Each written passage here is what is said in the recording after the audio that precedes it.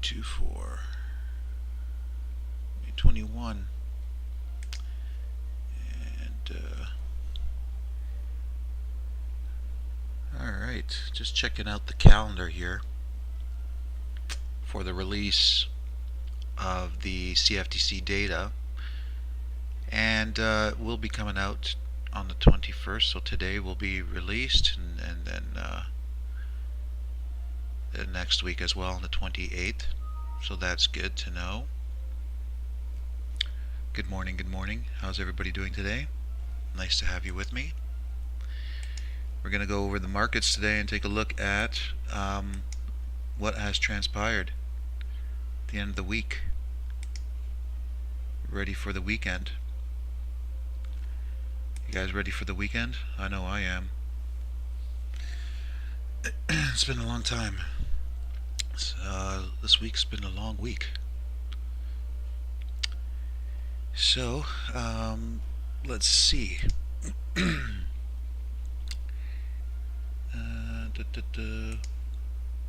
Everybody's still sleeping or what?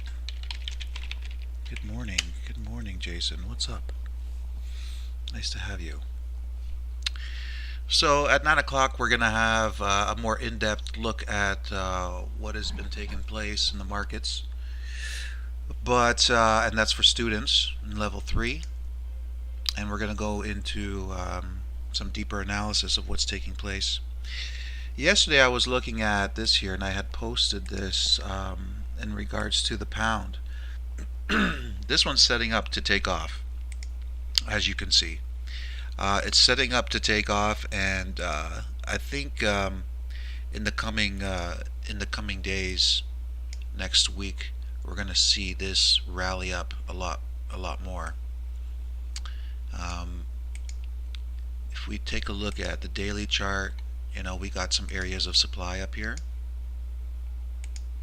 right here, right here. So we're waiting for this one to be taken out, and then we got this one to contend with. Okay. I'd also like to check out further back. Let's take a look here and see what we got going on back here. Alright, so it looks like there's those supply areas there, and then we have this back here. Look at that major drop.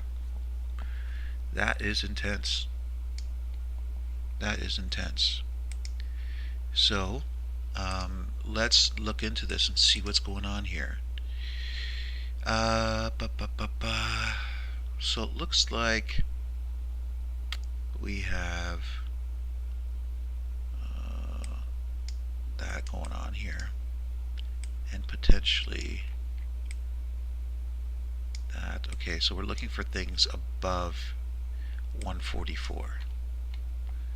144.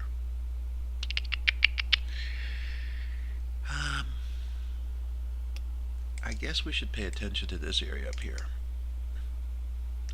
Besides that, I don't really see anything. Yeah, I don't really see anything. I see a trend line here. And I think that's what we should be focused on. Alright, so we got that. We have a few areas of supply that we have to contend with, but I think once this area gets taken out, then we'll have price heading up here, and then we'll have a trend line that we can connect for an uptrend. And we'll also have new areas of demand, which will help to push price higher. So pound is looking really good for a continued move. Okay. On the weekly chart, we have that area of supply that we've been talking about was contacted here. So this can go up here. And let's take a wider look at the weekly chart. This is what we have with the weekly chart, okay? Alright. Good morning. Yeah, nice to see you guys. Nice to see you guys. So we got the only next supply that we have is at the 148 on the weekly chart. So once this area gets removed, it's going to be clear sailing from here to here. So we've got from 143 to 148 a clear move. So this has already been tested. Now we're coming in deeper. So this could drive up like this. Maybe even pause here. And if we get some demand to be created here, that'll be great. Because then if we get price to come up here and come back to demand, then that's like, we'll continue to push price up. Alright. So that's what we're seeing here with the pound. And we can go through the pound pairs and see if they are also showing some strength. So pound Aussie, this one's been an ugly chart. There's no trends. There's nothing to hold price up. The structures are very weak structures. But we are seeing some upside here, right? We are seeing some upside, and this can easily go even higher, right? When we look at the weekly chart, I can tell you that we had an area of supply get removed, and there's no supply until 185s. So that opens up the pathway for a move higher. Alright? That opens up a pathway for a move higher like that. So pound Aussie, that would suggest that the pound is going to be stronger than the Aussie. Alright, so we see a very good chance for the pound to get strong. So let's take a quick look at the Aussie. This one has been sitting in the range like we've mentioned. So unless it breaks out of that range, there's nothing to really to base direction off of. Alright? That's different than the pound, so I want you to pay particular attention to that. The pound has upside.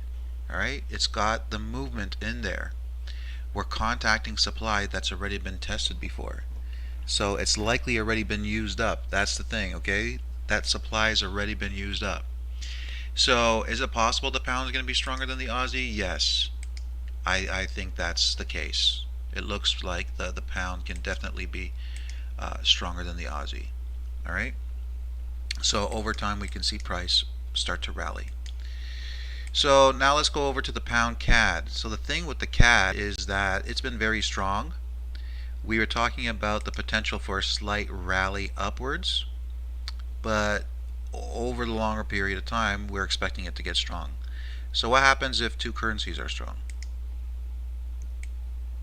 You know, or they pretty much do the same thing.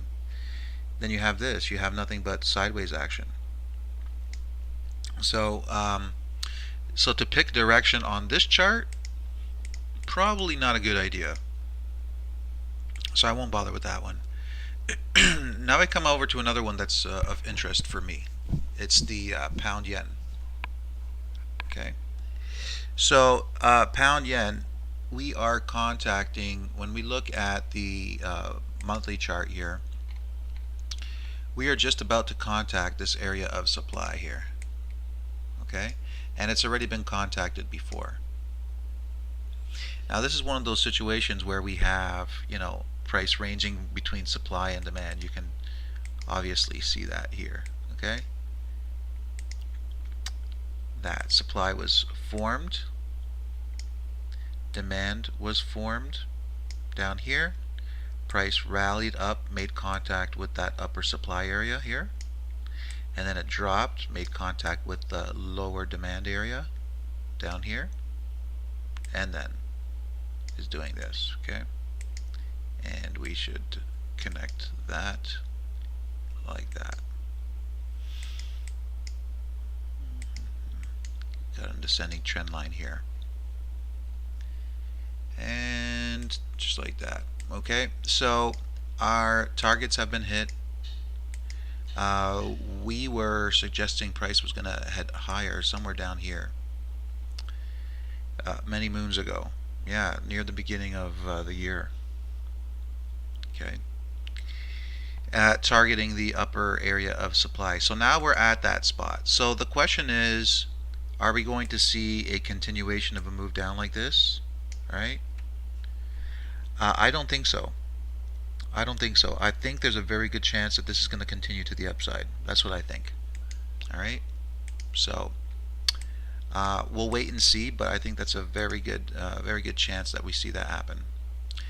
Can we get a short-term move to the downside? Yeah, it's possible. It's possible, but I'm going to be watching for a move upwards. So I think this could make a really good long trade. Okay, in the near future. Now is not a great time to get in, but in the near future, I think it's going to be a good long trade. On the daily chart, we have this uptrend here formed. Okay, and we have institutional demand located right here. Okay, so price is up here. Yeah, it's possible that we see something like that. A drop down to institutional demand. Demand gets kicked in, and then we see price. So that is a possibility. Okay, so pound yen. So that would suggest if pound was going to be strong, and this chart be strong, we need to see a weak yen. So for a weak yen, we need to see this sitting sideways. Okay, so remember we've been talking about this chart, that we contacted major supply up here, and that we have the top side of this trend line being contacted. And what were we saying? That this is going to act like this, right? Until it breaks out. So now we're seeing that now. So remember I told you any yen pairs, if you find one that's very strong, you can be rest assured that this one will probably sit sideways for a while. So go with those cross pairs. Trade with those cross pairs. So pound yen rallying up would suggest pound's going to be strong, and this could just sit sideways for a while. The thing is that because we are expecting a weak dollar, we do suspect that this would drop. Okay, but it may be more because the dollar is weak rather than the yen is strong. So that could work out in our favor. Okay, so so that might work, that pound yen. Just need to wait for it to provide us with some more momentum to the upside, and then we can take a move. Pound Kiwi. So this one's one of those ugly charts again. I really don't like the look of this chart. There's not much going on here. No trends. We have weekly supply in play right now. Can price drop? Yeah, price can drop, but this is not ideal. So in terms of pound pairs, they look like there's going to be some strength in them. So that is looking pretty decent. Let's take a look here at Bitcoin. What's been Bitcoin up to? Rallied straight up to that area of supply, now sitting sideways. Yeah. So you see the importance of supply and demand by the banks. Look at that. Okay, that's no coincidence that price came down here and rallied. All right, it rallied from 29,000 to 40,000.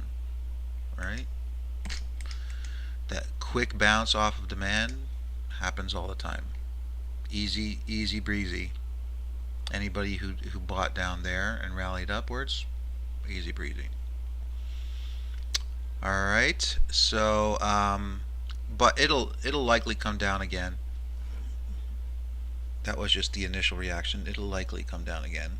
Maybe not lower than here, but I expect that there's going to be some downside before it kicks back. Okay. Let's see. Aussie pairs. So we were talking about the Aussie doing pretty much nothing. We were also looking at the Aussie Cad.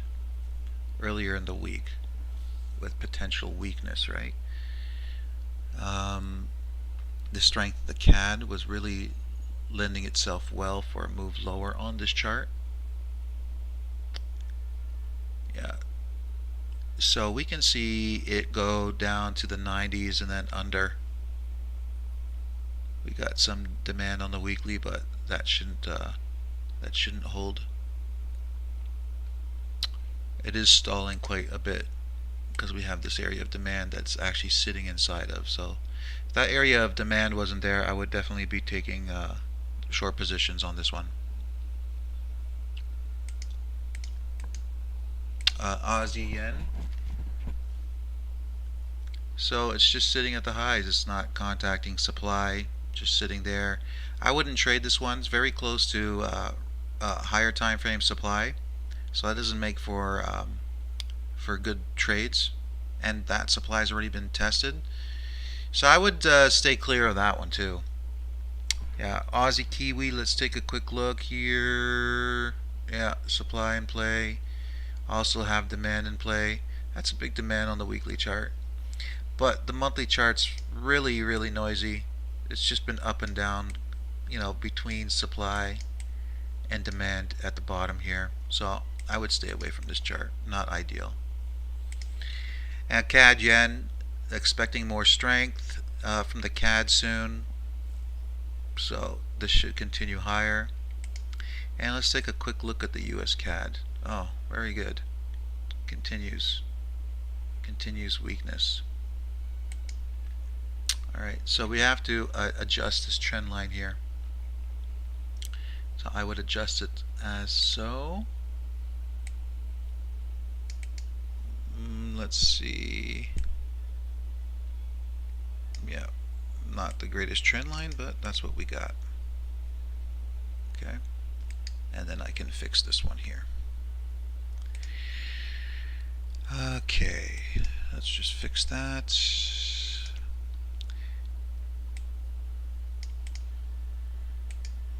Like that. Perfect. And euro, what to expect for euro?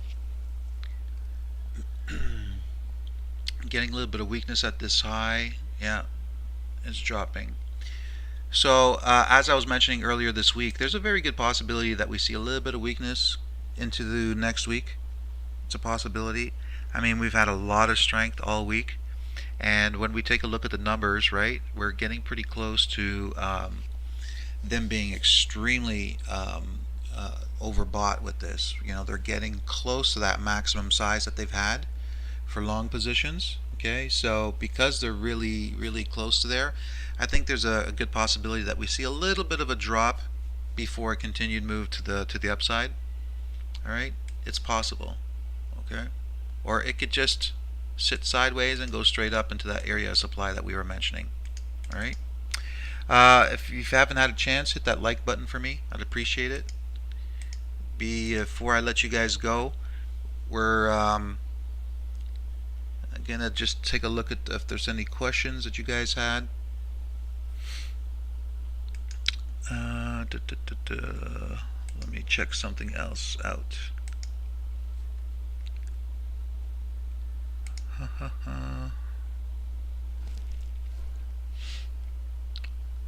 Okay, that's clear. Let's see. Is it me or is the audio dropping out?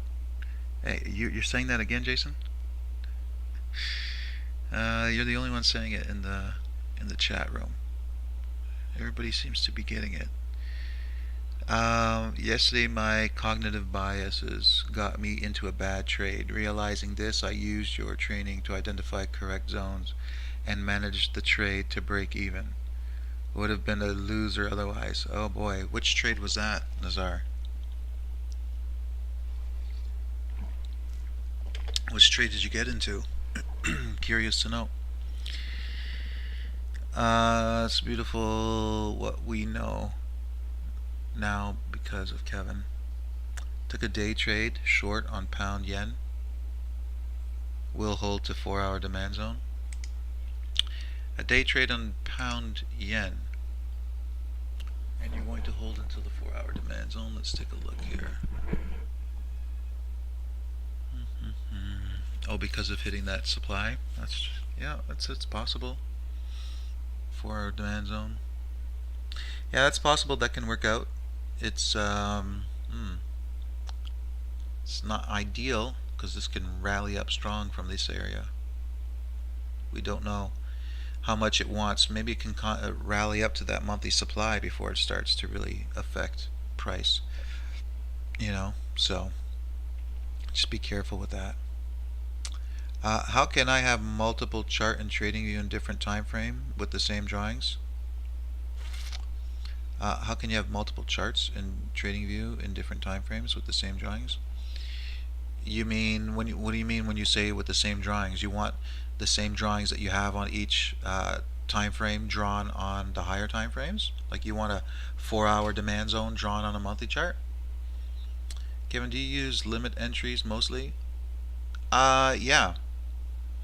Yeah, when I take trades, I'll set up my orders in the markets, limit trades, wait for price to come into those zones, and then the stop losses will be below zones. If that is the type of trade that I'm looking to take, a lot of times I'll just enter into the market too. So a lot of times, if price is, like with this CAD yen trade, all right, let me open up this one to give you an example. Before I used to, the way I used to trade before was if there was a trade that was legitimate to take, okay, a valid trade, based off of, let's say, a demand zone like this, okay, for instance, okay. If price was up here at the highs, what I would do is I would put my entry here, a limit order, a stop loss would be below, and then I would have my targets, above price and so forth. And then I would wait for price to come down, trigger my entry, and then my targets would be there. But nowadays, I'm just so comfortable with my analysis that if there's a trade that's legit, I just open up the trade. I enter into it. Like this was good for a long over here, okay, at the 88.50s. That was telling me that the banks were buying and they were creating upward trends on the daily chart. So once the banks told me that they were interested in, taking price higher, I just got in. I wasn't going to wait and for it to come down to demand and then continue. No, I'll get in there. And if it drops, I add more. If it goes to demand, I add more and then continue. That's how I trade mostly these days. Is I just open up positions, market orders, and I build my position based on what's taking place on the chart. The higher the odds that price is going to continue in a certain direction, the more risk I'll put on. If for instance, let's take another example. So with the euro Japanese yen, okay, we have a situation where we were waiting for a very specific area to be taken out. This is an institutional area of supply that we were watching for on the euro yen. So I knew that if the banks were willing to take that out, that there was no stopping price from moving higher. Okay, so that also means that there's the possibility that once it's removed, that price will just continue moving higher, right? But I don't want to miss out on that move. So I'm more than happy to start entering into long positions once that area has been taken out, right? Knowing that there's a good chance that price will drop and go against me. But that doesn't scare me, all right? Because the banks have already shown me what I need to see to tell me that eventually price is going to go higher. So if short term a price goes against or a trade goes against me, that doesn't bother me in the least. It really does not bother me in the least. Because that position that I opened up here at the high of price, first of all, is a starter position. I'm just starting to get in. Why? Because I recognize that price could drop. Okay, so I wouldn't want to have a really large size position up here if I know that there's a good chance that it can drop against me. So I would rather have a bigger position lower on the chart than higher, right? So I get in because if it starts to continue higher, what's going to happen is on the lower time frames, the institutions are going to build those structures to support price going higher. So if they build those structures to support price going higher, then I just use those structures to enter into more positions. So I start building a larger exposure to the euro yen as the institutions build structures to the upside on the lower time frames. So you see how that makes sense?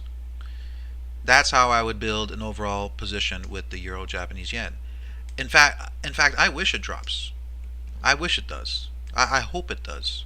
If it doesn't, that's fine. I'll just continue adding as it builds momentum to the upside, but I really hope that it drops because I would love nothing more than to start building up a core position from down here as it starts to rally higher. That's what I would really like to see, but we'll see. Either way, I'm already invested and I'm looking to invest more.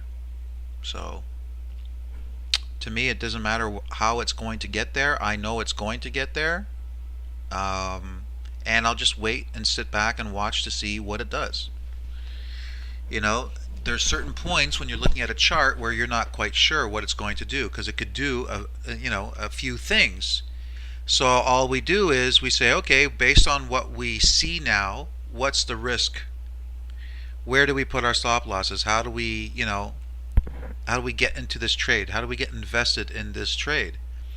And so as it starts to play out and price action starts to unfold, then we have a better idea of what the banks are doing, and then we can watch to see what kind of structures they create, and then we base our other entries off of the structures that they're creating.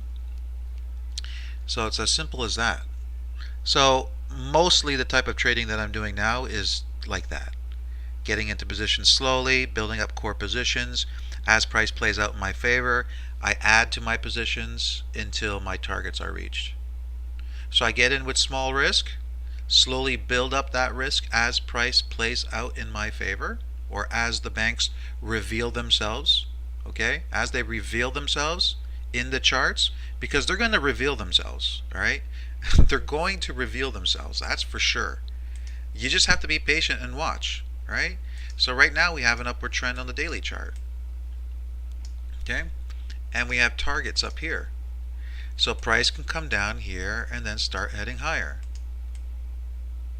Okay, and then we'll know that they're solidifying this trend to the upside, which tells me that on the weekly chart they're likely going to just continue going higher. So once that happens, I start getting into more positions. Okay, but if price drops through this area of demand, that's fine. It comes down here. I'll watch what it does, and then when it makes contact with the weekly area of demand, which would be 130 to 129, 130 to 129, so yeah, it would be around here, 130 to 129. So they'd come down here, and then slowly they'd start building up momentum. And then when they start doing that, I start entering into more trades long. Okay? As it goes up, I start adding. So that would be the ideal situation. I would love to see that. Okay? But either way, I'm invested. So now it's just about, it's a very calculated way of getting into a position because I'm invested, I'm committed. But I'm only going to commit based on what I see the banks do with price. As they display patterns that provide me evidence that they're going to continue pushing price higher, as they do that, I will invest more of my capital into this market. All right?